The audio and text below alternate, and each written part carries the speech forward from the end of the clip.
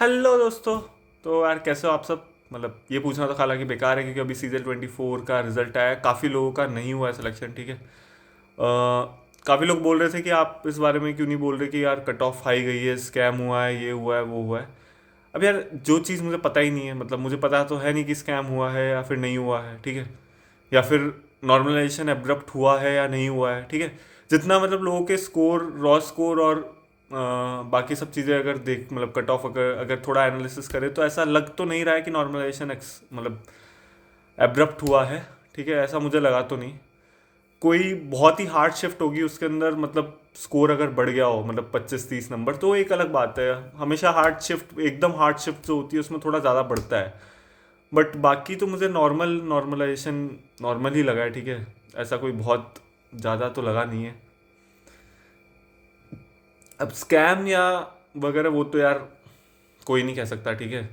और बहुत लोग इस बारे में आवाज़ उठा रहे हैं, तो अगर कुछ होना होगा तो हो जाएगा, वरना पता नहीं। मतलब इस बारे में कोई आइडिया नहीं है कि स्कैम हुआ है नहीं हुआ है। एक चीज़ है कि ये चीज़ मैं अपनी पहले भी एक मतलब एग्ज़ाम से पहले ही बता दिया था, ठीक है। एग्ज़ाम से पहले ये बता दिया था कि आप अगर एब्सोल्यूट सेफ खेलना चाहते हो तो आप वो मेरी वीडियो देख सकते हो। उसमें मैंने बोल दिया था कि मॉडरेट शिफ्ट में आप 150 टारगेट करो। एब्सोल्यूट सेफ मैं हमेशा मानता हूँ एसएससी के एग्जाम में अभी तक। एब्सोल्यूट अगर सेफ खेलना है तो 150 मॉडरेट शिफ्ट में आपको टारगेट करना चाहिए।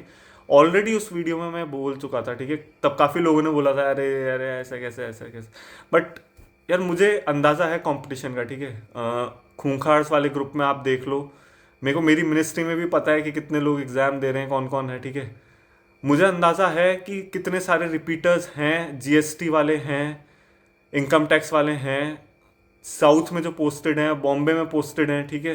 इधर उधर पोस्टेड है कितने सारे जेएसए जो सीएचएसएल से सिलेक्टेड हैं, एमटीएस, कितने सारे ऑलरेडी सेलेक्टेड लोग एग्ज़ाम दे रहे हैं। ये मुझे मतलब मुझे तो बहुत अच्छे से पता है इस चीज़ का, ठीक है। तो कंपटीशन डेफिनेटली थोड़ा ज़्यादा है, आपको ये मानना पड़ेगा, ठीक है। जिस टाइप के मॉक स्कोर्स मैं देख रहा था उसी बेसिस पे मैंने आपको बता दिया था कि यार 145 से कम तो बहुत मुश्किल है कट ऑफ जाना, क्योंकि बहुत बहुत ज़्यादा कंपटीशन हो चुका है। जब इतना मतलब लोगों के पास रिसोर्सेज हैं, ऑनलाइन इतनी सारी चीज़ें फ्री में मिल रही है, ठीक है। यूट्यूब से ही आप पढ़ सकते हो। तो जब इतने ज़्यादा रिसोर्सेज हैं, हर कोई मतलब एक्सेस टू एजुकेशन अगर बढ़ गई है, और पेपर का लेवल वही है, ठीक है। एसएससी अभी भी वही पीवाई क्यूज बना रहा है, ठीक है। वही सेम सेम लेवल कंटिन्यू कर रहा है, मतलब ऐसा कुछ डिफरेंट नहीं है, ठीक है। ऐसा नहीं कह सकते कि मैं मतलब कई लोग बोल सकते हैं कि सीजीएल 23 मेंस का पेपर भी हार्ड था, मतलब वो भी हार्ड नहीं था, ठीक है। वो भी ऑलमोस्ट वही क्वेश्चंस थे घिसे पिटे, जिसको थोड़ा बस कैलकुलेटिव बना दिया था, ठीक है। ऐसा कुछ कोई कंसेप्चुअली हार्ड पेपर नहीं बन रहा है, ठीक है। सिर्फ कैलकुलेटिव पेपर बनाने से मुझे नहीं लगता, मतलब अगर अच्छी स्ट्रेटेजी से जाए कि भाई टाइम मैनेजमेंट जिसका अच्छा हो तो वो कर देगा यार। तो एक ये भी दिक्कत है कि पेपर का लेवल थोड़ा, मतलब अब इतने ज़्यादा जब रिसोर्सेज हो गए, इतना डिजिटलाइजेशन हो गया है, इतना कंपटीशन बढ़ गया है, तो फिर पेपर का लेवल वही सेट करना, तो फिर कट ऑफ हाई जाना मतलब ऑलमोस्ट, मतलब कुछ मतलब बहुत ज़्यादा भी शॉकिंग नहीं है, ठीक है। थोड़ा शॉकिंग तो है कि 153 कैसे चलेगी, 145 146 तो जानी ही चाहिए थी, ठीक है। उतनी तो एक्सपेक्ट कर ही रहा था। बट 153 जाना थोड़ा तो शॉकिंग है। बट मुझे ऐसा लगता है कि जितने ज़्यादा रिपीटर्स एग्ज़ाम दे रहे हैं ना, मतलब काफ़ी सारे ऐसे लोग जो ऑलरेडी यार, मतलब उनको तो पता ही है कि यही आना है, यही आना है, यही उन्हें पढ़ना है, उन्हें सब पता है, ठीक है। तो उनकी वो कट ऑफ डेफिनेटली बढ़ा रहे हैं, मतलब ये बात तो मैं एग्री करता हूँ, ठीक है। और मुझे ऐसा लगता है कि नॉर्मलाइजेशन से बड़ी चीज़ यहाँ पे ये है कि जितने लोग बार बार एग्ज़ाम दे रहे हैं, कुछ लोग तो ऐसे, मतलब एक वो चीज़ समझ में आती है कि आप साउथ में पोस्टेड हो फिर आप एग्ज़ाम दे रहे हो, वो ठीक है, समझ में आता है। कुछ लोग तो ऐसे हैं भाई जो सिर्फ माहौल लेने के लिए एग्ज़ाम दे रहे हैं कि हम लोगों को बताएंगे कि पेपर कैसा आया है, और यूट्यूब पे डालेंगे ताकि लोग एनालिसिस देखें, हमारे व्यूज़ बढ़े हैं, पैसा मिलेगा। अबे क्या बोलूँ, अब कोई नहीं। लेकिन कुछ लोग ऐसे भी हैं जो कि ज़बरदस्ती एग्ज़ाम देते हैं और बोलते हैं कि हम तो एग्ज़ाम का लेवल देखना चाहते थे। अबे तो बाद में देख ले भाई, बाद में भी तो पेपर आएगा, बाद में देख ले। ज़बरदस्ती एग्ज़ाम में जाके किसी, मतलब कट ऑफ बढ़ा देना किसी 3-4 लोगों का, डिजर्विंग लोगों का सिलेक्शन नहीं होना, ठीक है। होम स्टेट में पोस्टेड लोग हैं, अच्छा खासा, मतलब कोई जबरदस्ती एग्जाम दे रहे हैं सिर्फ इस वजह से कि माहौल लेना है, या फिर पता नहीं एसएससी में नोबेल प्राइज जीतना है क्या है। तो जबरदस्ती कुछ 100-200 लोगों का भी अगर सिलेक्शन जबरदस्ती मिस हो जाता है तो फिर मतलब सोचने वाली बात है। पर ठीक है, जो लोग कहीं और पोस्टेड हैं, मैं जानता हूँ यार काफ़ी लोग मुंबई में पोस्टेड हैं जो कि टीए या फिर मतलब टीए, पोस्टल असिस्टेंट, ऐसे ऐसी जॉब्स में, ठीक है। वहाँ पे फिर मुंबई में खर्चा चलाना आपका बहुत मुश्किल हो जाता है, ठीक है। आप लिटरली बहुत कम सेव कर पाते हो अगर आप एकदम मतलब बहुत ज़्यादा अगर आप इकोनॉमिकल रहो ना, तो भी आप मुश्किल से 4-5 हज़ार सेव कर पाते हो, ठीक है।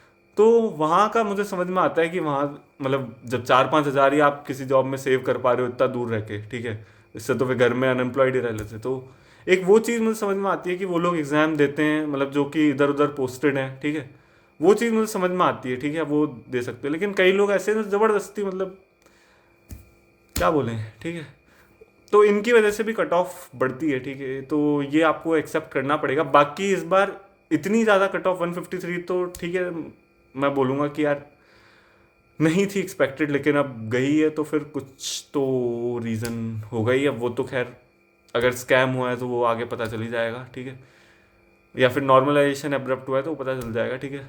तो वो अब देखते हैं जो भी होता है। बट जो आगे आने वाले एस्पिरेंट्स हैं, ठीक है, सीजन 25 के जो एस्पिरेंट्स हैं, उनके लिए यही कहना चाहूँगा कि अगर आपको एब्सोल्यूट सेफ खेलना है, मैं पहले भी ये बात बता चुका हूँ, 150 एक मॉडरेट लेवल शिफ्ट में आप टारगेट करो अगर आपको एब्सोल्यूट सेफ चलना है, ठीक है। बिल्कुल दिमाग नहीं लगाना कि भाई मेरा होगा नहीं होगा, नहीं हो, उम्मीदें भी नहीं बांधनी किसी भी तरह की कि कई लोग बोल दें यार हो जाएगा हो जाएगा। अगर बिल्कुल कुछ नहीं सोचना ना, 150 मॉडरेट शिफ्ट में टारगेट करो, आराम से हो जाएगा, ठीक है। और ये भी बोलूँगा कि एक बैकअप प्लान भी रखो, क्योंकि मान लो अभी 1,65,000 लोगों का हो भी गया, ठीक है, तो क्या 18,000 वैकेंसी है तो अभी भी 1,47,000 लोग रिजेक्ट होने वाले हैं। तो कितने नए लोग सेलेक्ट हो रहे हैं ये भी एक मतलब सोचने वाली चीज़ है, क्योंकि कई सारे तो रिपीटर्स ही बार बार सेलेक्ट हो रहे हैं। तो कितने नए लोगों को जॉब मिल रही है एसएससी के एग्ज़ाम से, वो भी एक बहुत सोचने वाली बात है, ठीक है। तो काफ़ी कम लोग हैं, मतलब काफ़ी ज़्यादा लोग सीरियस एस्पिरेंट्स हैं, मतलब कम से कम 1-2 लाख लोग तो होंगे ही, उनमें से काफ़ी कम नए लोगों को यहाँ पे जॉब मिल रही है। तो मैं हमेशा कहता हूँ कि यार आपको एक बैकअप प्लान रखना चाहिए, ठीक है। अब कई लोग बोलेंगे कि ऐसे कैसे, हम तो पूरा फोकस पढ़ाई पे करना चाहते हैं, ये वो आपको जब 2-3 साल जब आपके निकल जाएंगे ना पीछे, जब आप मुड़ के देखोगे, वो एस्पिरेंट्स का डायलॉग याद है, 6 साल कब निकल गए यूपीएससी के प्रिपरेशन में पता ही नहीं चला।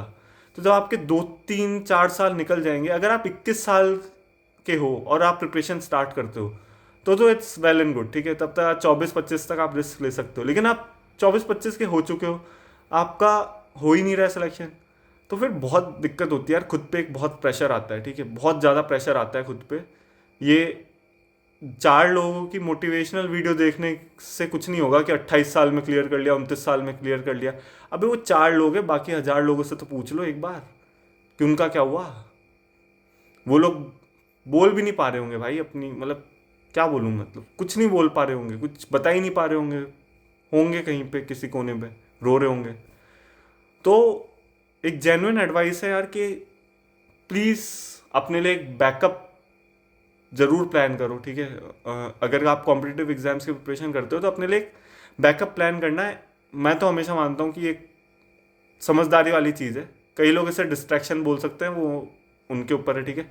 मेरे हिसाब से तो अगर आप बैकअप प्लान करते हो तो आप समझदार हो, ठीक है। कोई भी कॉम्पिटिटिव एग्जाम की प्रिपरेशन करो, बैकअप प्लान जरूर करो। अगर आप बहुत ज़्यादा कॉन्फिडेंट नहीं हो, अगर आप बहुत ही ज़्यादा कॉन्फिडेंट हो ही जाएगा तब तो ठीक है यार, फिर भी ये लक का गेम है, ये मान लेना आप, ठीक है। एसएससी में काफ़ी लक का गेम चलता है, तुक्कों से भी सिलेक्शन होते हैं, हुए हैं मेरे जैसे लोगों के हुए हैं भाई, जीके में तुक्के लगे हैं, ठीक है। तो लक का गेम तो है एसएससी में, तो ये आपको ये चीज़ माननी पड़ेगी, ठीक है। तो आप एक बैकअप सीजन 25 एस्पिरेंट्स के लिए भी बता रहा हूँ कि प्लीज़ एक बैकअप रखो, ठीक है। दिक्कत होगी वरना, मतलब अगर नहीं होगा ना यार, फिर वही रोने वाले ख्याल आते हैं, सुसाइडल थॉट्स आते हैं। अभी काफ़ी लोग मेरे को मैसेज करके बोल रहे थे सुसाइड कर लेंगे, फिर होगा यार ऐसा। अगर आप 21 साल से चालू कर रहे हो तो ठीक है, मतलब 2-3 बार नहीं भी हुआ चलता है, ठीक है, 24-25 के ही हो जाएंगे। लेकिन आप 24-25 के ऑलरेडी हो चुके हो, फिर आपका अभी 2-3 बार नहीं हुआ है, तो फिर बहुत बहुत प्रेशर आएगा भाई, बहुत प्रेशर आएगा। घर वालों का प्रेशर आएगा, रिश्तेदार के ताने आएंगे, बहुत कुछ होगा।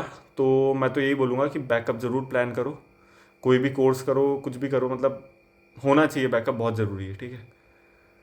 और बस इतना ही कहना था, ठीक है। Bye bye guys. अब जिनका नहीं हुआ है वो तो कुछ कर नहीं सकता, मैं तो यही बता सकता हूँ कि बैकअप प्लान ज़रूर करना, सिर्फ इस चक्कर में मत पड़ना कि CGL 25 में ही जान लगा देनी है। पता नहीं फिर से क्या होगा अगले साल, ठीक है, मैं तो कुछ नहीं बोलूँगा, ठीक है। तो बैकअप प्लान ज़रूर करें और स्वस्थ रहें। जो जिनका हो गया है कॉन्ग्रेचुलेशन, CGL मेंस के लिए आप तैयारी करें। Bye bye.